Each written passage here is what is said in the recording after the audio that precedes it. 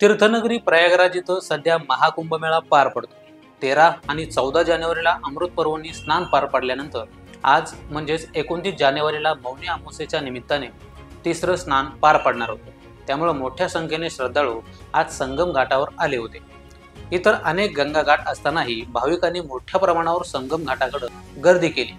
त्यामुळे अचानक चेंगराचेंगरी सदृश परिस्थिती निर्माण झाली आणि प्रचंड बिकट अवस्था निर्माण झाली अशी माहिती समोर येत आहे।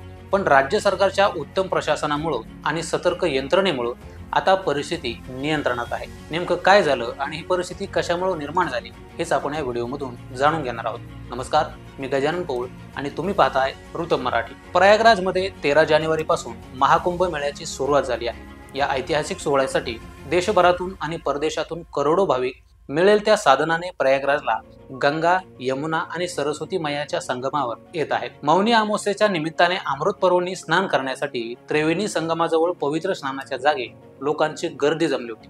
पण अचानक चेंगराचेंगरी सदृश्य परिस्थिती निर्माण झाली आणि अवस्था प्रचंड बिकट झाली। घटनास्थळी उपस्थित असलेले लोक आणि पोलीस कर्मचाऱ्यांच्या मते हा प्रकार घडला कारण अनेक लोकांनी उगाचच गर्दी केली आणि चुकीच्या मार्गाने जायला सुरुवात केली, म्हणूनच चेंगराचेंगरी झाली असल्याचं सांगितलं जातं। अरेलच्या शासकीय रुग्णालयात जखमींना तातडीने नेण्यात येत आहे। यामध्ये आतापर्यंत 30 लोकांचे प्राण गेले असल्याची शक्यता आहे। मात्र प्रशासनाने अद्याप किती लोक मृत्युमुखी पडले किंवा जखमी झाले याची आकडेवारी स्पष्ट केलेली नाही। यानंतर अखिल भारतीय आखाडा परिषदेचे अध्यक्ष महंत रवींद्र पुरी यांनी आज सकाळी माध्यमांशी बोलताना सांगितलं की या घटनेमुळे मौनी अमावस्येचं स्नान होणार नाही।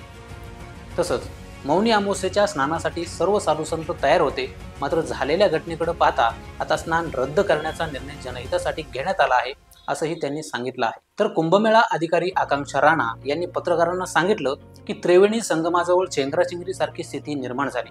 काही बॅरियर्स तुटले, काही लोक जखमी झाले आहेत। कोणाचीही स्थिती गंभीर नसून त्यांना योग्य ते उपचार देण्यात येत आहेत। त्यामुळे उगीच चुकीच्या अफवांना कुणीही बळी पडू नये। कुंभमेळा स्थानाच्या जागी अचानक निर्माण झालेल्या गर्दीमुळे चेंगराचेंगरी सारखी स्थिती निर्माण झाली। तो एक अपघात होता असंही त्या म्हणाल्या आहेत। प्रयागराज शहराचे एडीजी भानू भास्कर यांनी दिलेल्या माहितीनुसार विविध दिशांनी येणाऱ्या एकूण 7 मुख्य मार्गांनी मेळा परिसरात प्रवेश देण्याचा निर्णय घेण्यात आला आहे। कुंभमेळा परिसरानजीक या मार्गावर वाहनांसाठी 100हून अधिक ठिकाणी पार्किंगची व्यवस्था करण्यात आली आहे।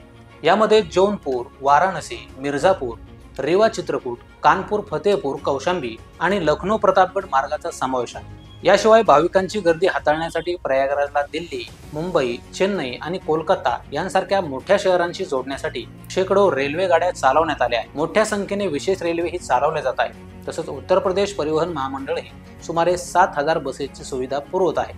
गंगा नदीच्या एका काठाला दुसऱ्या काठाशी जोडण्यासाठी पिपा पूल म्हणजेच पोंटून पूल बनवले गेले आहेत। यावेळी त्यांची संख्या वाढवून 30 केली आहे।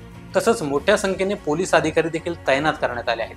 त्यामुळे घाबरून न जाण्याचं आवाहन त्यांनी केलं आहे। कोणतीही छोटी मोठी घटना घडली की मुख्यमंत्री योगी स्वतः लक्ष ठेवून आहेत। तसंच ते ग्राउंड झिरोवर जाऊन परिस्थितीचा आढावा देखील घेत आहेत। अख्खं राज्य मंत्रिमंडळ आणि किमान 2000 ते 3000 प्रशासकीय अधिकारी इथं तैनात करण्यात आले आहेत। त्यामुळे इथे येणाऱ्या भाविकांनी गोंधळून किंवा घाबरून जाण्याचं काहीच कारण नाहीये असं आवाहन देखील केलं जात आहे। एका सरकारी आकडेवारीनुसार अंदाज आहे की या वर्षीच्या महाकुंभ मेळ्याला 40 कोटीहून अधिक लोक भेट देणार आहेत। त्यामुळे प्रयागराज कुंभात या, स्नान करा आणि पुण्य आपल्या पदरात पाडून घ्या। तर ही माहिती तुम्हाला कशी वाटली ते कमेंट करून जरूर सांगा आणि असेच माहितीपूर्ण व्हिडिओज पाहण्यासाठी ऋतम मराठी न्यूजला सबस्क्राईब करा।